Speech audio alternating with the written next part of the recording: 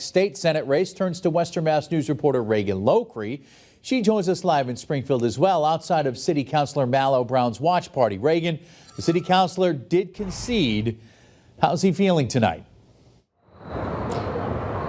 Yeah, that's right, Chris. I did speak with him, and he didn't quite catch Adam Gomez this time around. However, he's feeling grateful for all of his support. I'm feeling great.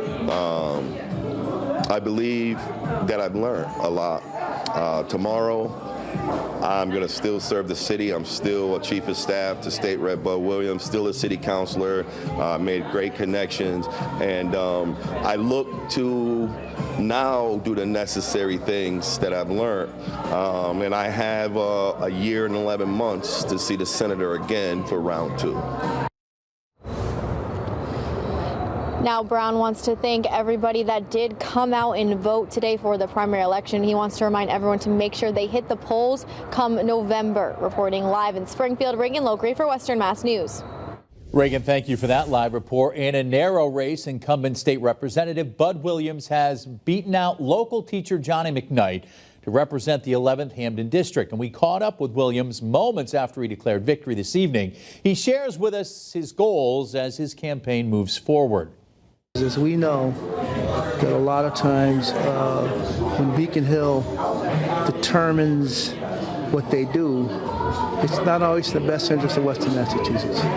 So we as a delegation, we try to work together to make sure that we are on the front burner, so to speak. And John Deaton has won the Republican Senate nomination, beating out Robert J. Antonellis and Ian Kane.